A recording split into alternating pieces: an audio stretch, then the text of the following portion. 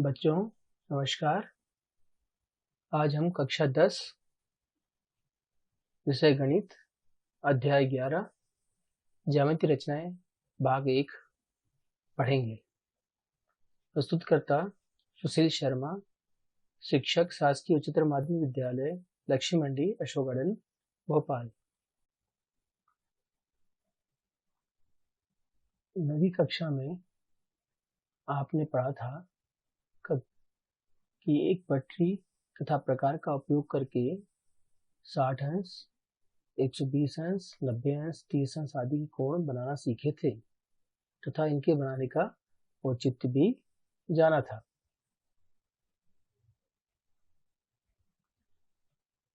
पटरी तथा प्रकार का प्रयोग करके कुछ रचनाएं की थी, जैसे किसी कोण का समद्विभाजन करना, किसी रेखाखंड का लंब समद्विभाजन खींचना और कुछ विशेष त्रिभुज बनाए थे। आज आप सीखेंगे नंबर 1 किसी कोण के समान कोण बनाना। दूसरा, किसी रेखाखंड का विभाजन दिए गए अनुपात में करना। किसी त्रिभुज के समरूप त्रिभुज की रचना करना जब अनुपात दिया गया हो। आज हम सीखेंगे कि अगर हमारे पास एक कोण दिया गया है तो उसके समान कोण कैसे बनाया जा सकता है। तो सबसे पहले हम एक आधारखंड खींच लेंगे। आधारखंड खींचने के बाद कोण ए बी सी के समान कोण की रचना करनी है। तो यहाँ पर इस बिंदु पर हमें कोण बनाना है। तो इसके लिए हम एक त्रिज्या का कोई भी त्रिज्या का एक चाप ये खोल लेंगे और यहाँ लगाएंगे चाप बी प्रकार की चाप लगाएंगे जो ए बी और बी सी को दो जगह प्रस्तुत करता है। समान त्रिज्या का चाप इस बिंदु पर रखेंगे और यहाँ लगा देंगे। तो अब इस चाप की जो पहले वाले चाप की लंबाई नाप लेंगे। यहाँ हम ये नाप लेते हैं, ये नाप लिया। उतना ही यहाँ से इस चाप की शुरुआत से केंद्र मानते हुए एक चाप लगाएंगे। तो ये जो चाप लगेगा उसको मिला के हम एक किरण खींच देंगे।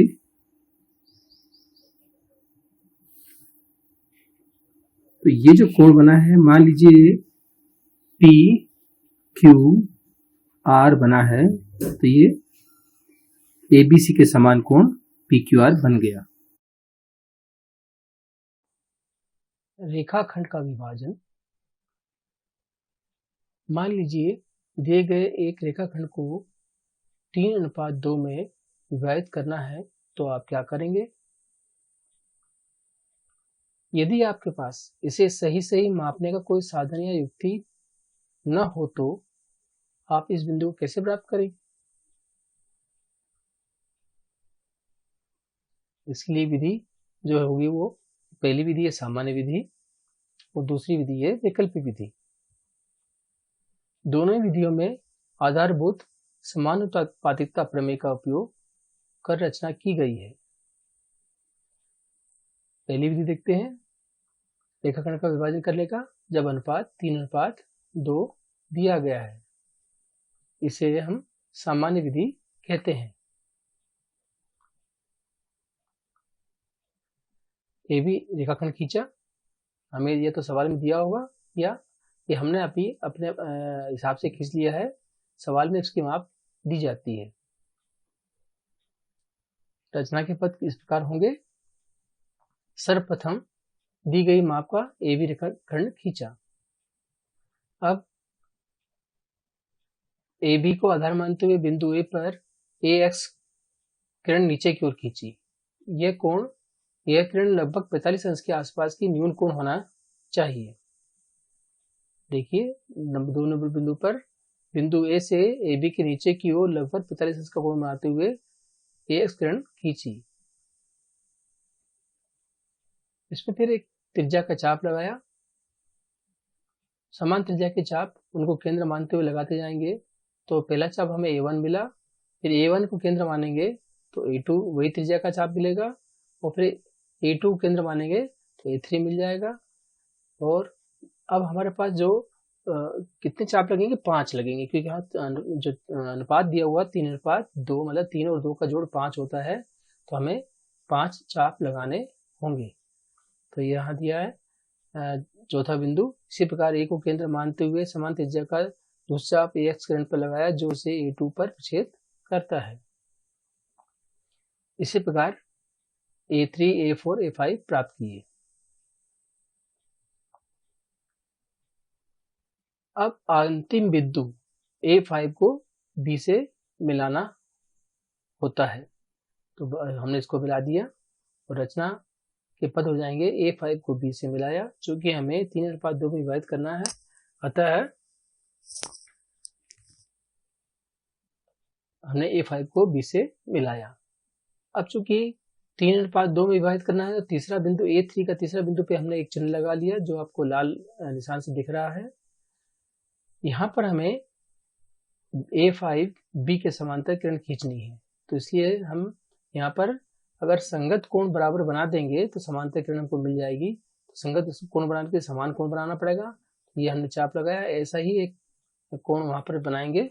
तो ये पहले दूसरा चाप समान त्रिज्या का चाप लगाया और फिर चाप को माप लेंगे। चाप को माप कर फिर वो चाप दूसरे चाप पर चाप लगाएंगे, तो जो बिंदु हमें प्राप्त होगा उसको A3 तो उससे मिलाते हुए किरण खींच देंगे, रेखाखंड खींच देंगे, जो AB को C पर प्रक्षेप करेगा। रचना के पद देख लीजिए। A3 से A5B के समांतर एक किरण खींची, इस हेतु A5B के समान कोण A3 पर A3C बनाया, जो AB को C पर प्रक्षेप करता है। बिंदु 8, बिंदु C भुजा AB को 3:2 में विभाजित करता है। इस प्रकार अदृष्ट विभाजन हुआ। अब हम किसी दिए गए रेखाखंड को दिए गए अनुपात में विभाजित करना सीखेंगे। मान लीजिए हमारे पास AB रेखाखंड है, इसे हम 3:2 में विभाजित करना चाहते हैं। तो इसके लिए सबसे पहले A बिंदु पर AB के नीचे की ओर लगभग 45 अंश के आसपास की कोण बनाती हुई किरण खींचेंगे। उस किरण का नाम हम दे सकते हैं AX। अब AX पर एक कोई भी त्रिज्या ले लीजिए और 2 और 3 का योग होता है 5। 2 और 3 के योग को बराबर हम 5 चाप लगाएंगे। तो यहाँ पहला चाप लगाया, इसको केंद्र मानते हुए हमने दूसरा चाप लगाया, इसको तीसरा, चौथा और ये 5वां। 5 चाप लगाए और इनके नाम दे देंगे हम P1, P2, P3, P4, P5। अब आखिरी वाला जो बिंदु है P5 को हम B से मिला देंगे। अब हमें 3:2 में विभाजित करना है, तो तीसरा बिंदु हमारे पास ये है। इस बिंदु से इस रेखा के समांतर हम एक किरण खींचेंगे। वो किरण अब AB को 3:2 में विभाजित कर देगी। अब चूंकि ये समांतर किरण खींचनी है, इसलिए कोण कैसे होना चाहिए? संगत कोण होना चाहिए। तो संगत कोण के लिए फिर हम यहाँ पर एक चाप लगाएंगे। देखिएगा, ये चाप लगाया हमने, वही त्रिज्या का चाप हमने जहां निशान लगाया है वहां पर लगा देंगे। अब इस चाप को माप लेंगे। ये चाप जितना है उसको माप लेंगे और मापने के बाद जो दूसरा चाप लगाया है उसके शुरुआत से लेकर इस चाप पे कट लगा देंगे। तो दोनों चाप जहां एक दूसरे को काट रहे हैं उसको मिलाते हुए एक किरण खींच देंगे। बल्कि रेखाखंड ही होगा, ये खींचेंगे जो AB को C पर 3:2 में विभाजित करती है। ये अनुपात 3 है और ये अनुपात 2 है, में विभाजित कर देती है। अब हम किसी रेखाखंड को दिए गए अनुपात में विभाजन की वैकल्पिक विधि देखेंगे। ये AB रेखाखंड है और जो भी माप दिया है उसके हिसाब से इसको खींच लेंगे।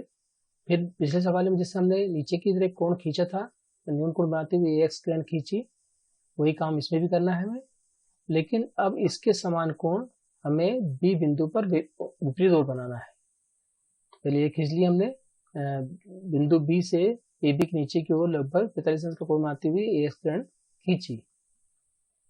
एक हमने चाप लगाया और इसका समान कोण इस बी पर लगाना है हमें। तो देखिएगा ये चाप हमने तो लगा दिया और पी चाप को माप लेंगे, माप कर इसमें चाप लगा देंगे। तो बी और एक जो क्रॉस बिंदु आया है उसको मिलाते हुए एक बी वाई किरण खींच देंगे। बी वाई किरण खींची, रचना के पद में बिंदु बी पर ए बी के ऊपर की ओर कोण बी ए एक्स के समान कोण बनाते हुए बी वाई किरण खींची। अब नीचे वाली जो किरण है ए एक्स किरण, उस पर एक त्रिज्या का चाप लगाया और ऐसे ही चाप समान त्रिज्या के 3 चाप हम लगाएंगे। तो पहला चाप A1 मिल गया हमको, फिर दूसरा चाप और ये तीसरा चाप। अब BY किरण पर हम 2 चाप लगाएंगे क्योंकि हमें 3:2 में विभाजित करना है। तो हम पहला AX किरण पर हमने A1, A2, A3 चाप लगाए। इसी प्रकार हम BY किरण पर 2 चाप लगाएंगे, B1 और B2। ये दोनों किरणों पे अंतिम जो चाप हैं A3 और B2, इनको मिलाते हुए एक किरण खींच देंगे हम। तो चाप लगाया हमने। इसी प्रकार B को केंद्र मानते हुए समान त्रिज्या का चौथा चाप BY किरण पर लगाया जो उसे B1 विभाजित करता है। इसी प्रकार B1 को केंद्र मानते हुए समान त्रिज्या का 5वां चाप BY किरण पर लगाया जो उसे B2 पर प्राप्त किया। अब अंतिम को अब A3B को मिलाया हमने और ये जो रेखाखंड खींचा ये AB को C पर प्रछेद करता है। तो रचना के पद हो जाएंगे, बिंदु A3B को मिलाते हुए एक रेखाखंड खींचा जो AB को C पर 3:2 में विभाजित करता है। इस प्रकार हमारा अभिष्ट विभाजन प्राप्त हुआ। यह इसकी वैकल्पिक विधि है। किसी दिए गए रेखाखंड को 3:2 या अन्य कोई अनुपात में विभाजित करना है तो क्या इसकी विकल्प विधि क्या होगी? तो हम यहाँ पर दिए गए रेखाखंड को 3:2 में विभाजित कर रहे हैं। तो इसके लिए हमें वही पिछले तरीका है लेकिन थोड़ा सा डिफरेंट है। यहाँ पर एक कोण खींच देंगे।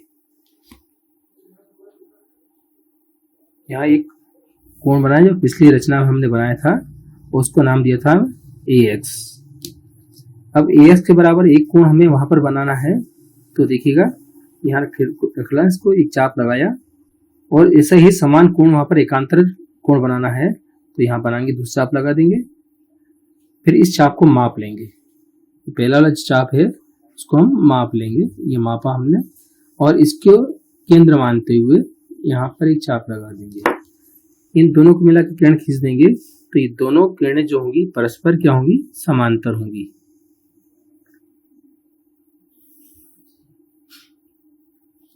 इसको नाम दे दिया हमने Y। अब हम इस किरण पर कोई भी त्रिज्या के समान त्रिज्या के चाप लगाएंगे। तो देखिएगा ये हमने एक चाप लगाया, ये 2 लगाए और ये 3 लगा दिया। इनके नाम दे दिया हमने A1, A2, A3। समान त्रिज्या के दूसरे चाप जो है दूसरी किरण पर लगाएंगे, ये 1 और ये 2। इसको 2 चाप लगाएंगे कि हमें 3:2 में विभाजित करना है। तो ये हो जाएगा B1, B2। अब अंतिम वालों को मिला लें। ये अंतिम A3 था और यहाँ अंतिम B2 था, उनको दोनों को मिलाएंगे। तो दोनों जो को मिलाएंगे वो बिंदु AB को वो रेखाखंड C पर प्रछेद करती है। इस प्रकार ये 3:2 में विभाजित हो जाता है।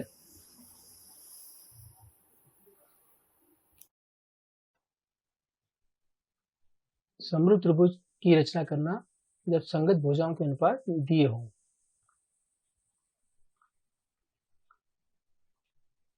समरूप त्रिभुज की रचना के लिए निम्नानुसार दो प्रकार के अनुपात दिए जाते हैं। पहला, जब दिए गए अनुपात में अंश छोटा हो तो बनने वाला समरूप त्रिभुज छोटा बनता है। ये ध्यान रखने वाली बात है, जब अंश छोटा हो तो त्रिभुज छोटा बनता है। और दूसरा, जब दिए गए अनुपात में अंश बड़ा हो तो बनने वाला त्रिभुज बड़ा बनता है। ये ध्यान रखना बहुत आवश्यक है। दिए गए त्रिभुज के 5:3 में समरूप त्रिभुज की रचना करना, तो कैसे करेंगे ये देखिएगा। ये त्रिभुज बना हुआ है, अगर सवाल में दिया गया हो तो त्रिभुज बनाना पड़ेगा, और नहीं तो अपनी अगर नाप नहीं दी है तो आप अपने हिसाब से बना सकते हैं। ये हमने अपने हिसाब से बना दिया क्योंकि यहाँ पर हमें नाप नहीं दी गई है। क्योंकि यहाँ पर अंश बड़ा है, त्रिभुज बड़ा बनेगा, तो एक बिंदु को फिक्स कर देंगे, एक को फिक्स कर देंगे, बाकी इससे निकलने वाली दो भुजाओं को आगे बढ़ा देंगे। तो दूसरी भुजा हमने बढ़ा दी AY और AZ। पिछले सवाल में हमने विभाजन किया था, तो AX किरण खींची थी नीचे की ओर 45 अंश का कोण बनाते हुए, तो ऐसा ही काम यहाँ पर करेंगे। अब यहाँ पर हम देखेंगे कि अनुपात में जो अंक बड़ा है, अंश या हर में से जो अंक बड़ा है, उतना उसमें बड़े वाले संख्या के चाप यहाँ नीचे AX किरण पर लगाएंगे। समान त्रिज्या के चाप बराबर त्रिज्या के चाप लगाएंगे, और ये A1, A2, A3, A4 और A5। अब यहाँ पर हर में जो दिया है 3 दिया है, तो 3 वाले को जो भी हमेशा हर वाली संख्या में जो चाप होता है उसको अंतिम त्रिभुज के अंतिम छोर जो जिस भुजा पर नीचे दी है अर्थात B से मिला देंगे। B से मिलाया। अब हमें अंश में 5 दिया हुआ है, तो अंश पे क्या लाल निशान लगा लेंगे या कोई चिन्ह लगा लेंगे, जब हमें मालूम हो कि वहां पर हमको समांतर किरण खींचनी है, तो यहाँ पर A3B के समांतर हम किरण खींचेंगे। तो इसके लिए संगत कोण बनाना पड़ेगा हमें। तो संगत कोण बनाने के लिए हमें समरूप समान कोण बनाना हमने सीखा है। एक चाप लगाएंगे, वही त्रिज्या के चाप A5 को केंद्र मानते हुए लगाएंगे। तो यहाँ पर P, Q और RS दो चाप हो गए। अब P, Q को माप लेंगे और माप कर फिर R को केंद्र मानते हुए चाप लगाएंगे जो उसको T पर प्रछेद करता है। अब A5 T को मिलाते हुए एक रेखाखंड खींच देंगे जो AY को B डैश पर प्रछेद करता है। अब यही काम हमें B और B डैश पर समान संगत कोण बनाने हैं। तो वही हमने चाप लगाया, वही त्रिज्या का चाप लगा दिया हमने। अब चाप को माप लेंगे, तो पहले चाप को, और वही जो चाप है इस चाप की माप को लेकर हम दूसरे को लगाएंगे जो उसे W पर प्रछेद करता है। अब B डैश W को मिलाते हुए एक रेखाखंड खींचेंगे जो AZ को C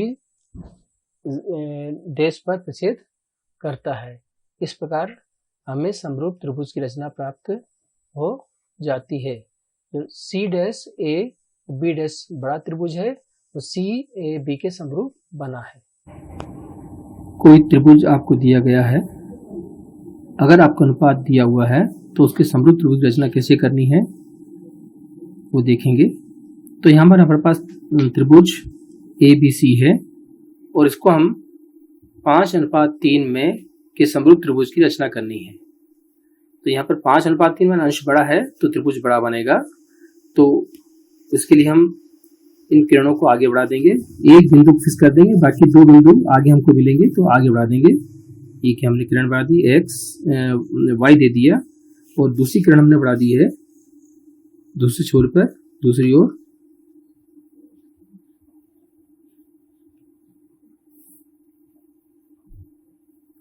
और ये दे दिया हमने Z। अब चूंकि हमें 5:3 में विभाजित करना है, तो हमने जो पिछला तरीका रचना में सीखा था, ऐसे ही हम न्यून कोण बनाते हुए लगभग 45 का कोण बनाते हुए किरण खींच लेंगे और उसको नाम दे देंगे X। इस किरण को नाम दे देंगे हम X।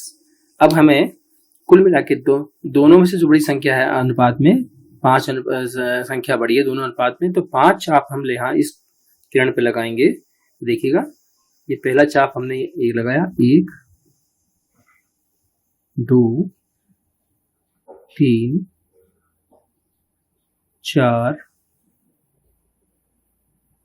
5। इनको नाम दे देंगे हम A1 A2 A3 A4 A5। अब हम जो हर में है, हर में संख्या यहाँ पर 3 है, तो 3 वाले को हम इससे मिला देंगे। हमेशा ध्यान रखिए, जो हर में संख्या होती है उसको उससे मिलाते हैं। अब हमें शेष संख्या 5 है, 5 पर इसके समांतर किरण खींचनी है। तो वही काम करेंगे हम। क्या करेंगे, यहां से एक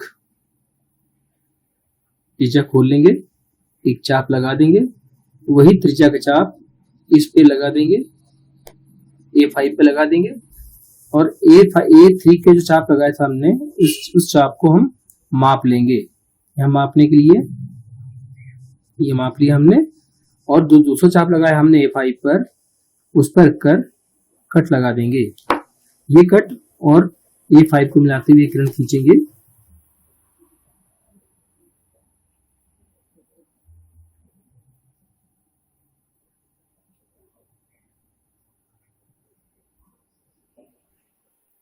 इसको आगे बढ़ा लें, स्केल को आगे बढ़ा लेंगे।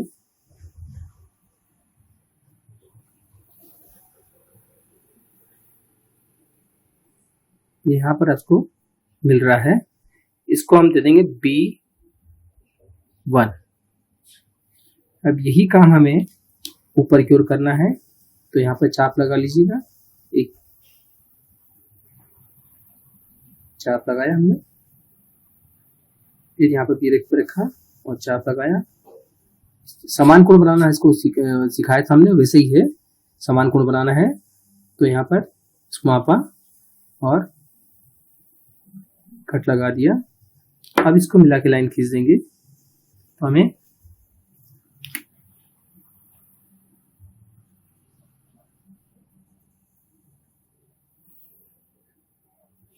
इस किरणों को आगे बढ़ा देंगे।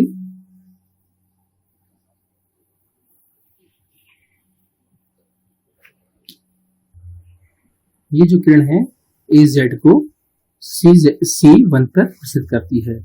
इस प्रकार हमारा त्रिभुज AB1 C1 ये बड़ा त्रिभुज बन गया। जो मूल त्रिभुज था उससे बड़ा त्रिभुज, समरूप त्रिभुज की रचना प्राप्त हुई। इस प्रकार अभिष्ट त्रिभुज की रचना प्राप्त हो जाती है। दिए गए त्रिभुज के 3/5 में समरूप त्रिभुज की रचना करना है। देखें, यहाँ पर जो अनुपात दिया 3/5, एक त्रिभुज बनाया। चूंकि अंश छोटा है तो त्रिभुज छोटा बनेगा, तो अंदर ही बनेगा। नीचे की तरफ एक किरण खींची, AX किरण खींची, और इस पे हम 5 चाप लगाएंगे, क्योंकि बड़ी संख्या यहाँ पर 5 है। तो 5 चाप लगाएंगे। ये 5 चाप कर दिए, समान त्रिज्या के चाप हैं। और फिर हर में जो संख्या 5 है उसको 20 से मिला देंगे।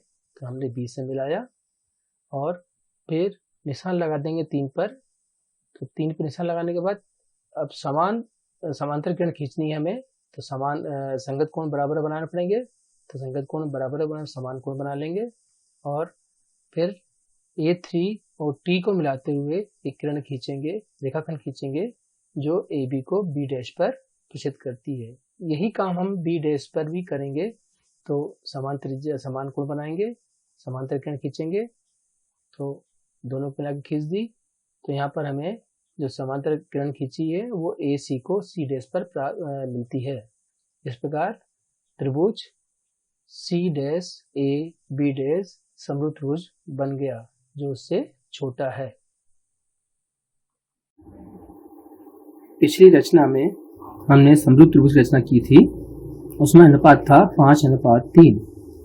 अब हमारे पास 3:5 के अनुपात में समरूप त्रिभुज की रचना करनी है। दिया गया त्रिभुज हमारे पास ABC है, तो इसके रचना करनी है। तो सबसे पहले हम एक किरण खींच देंगे, जो पिछली बार हमने खींची थी, ऐसे ही किरण खींचेंगे, और ये X हो जाएगी। और इस पे चूंकि हमें अंश और हर में बड़ी संख्या कितनी है, 5 है, तो 5 के बराबर चाप लगाने पड़ेंगे। तो 5 चाप लगाएंगे हम। तो यहाँ पे देखिएगा, पहला चाप, दूसरा चाप, तीसरा चाप, चौथा चाप, ये 5वां चाप। इन 5 चापों के नाम दे देंगे A1, A2, A3, A4, A5।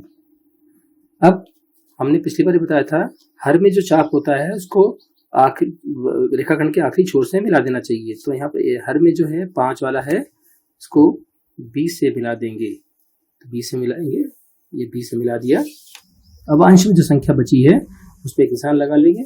हमें इस बिंदु पर इसके समांतर किरण खींचनी है। जब इसके समांतर किरण खींचनी है तो संगत कोण बराबर होना चाहिए। तो हम संगत कोण बनाएंगे, मतलब बराबर बनाएंगे, तो समान कोण की रचना करेंगे। तो देखिएगा, यहाँ समान कोण की रचना के लिए एक चाप लगा देंगे, वही त्रिज्या का चाप A3 पे लगाएं जहां हमको कोण बनाना है। फिर चाप को माप लेंगे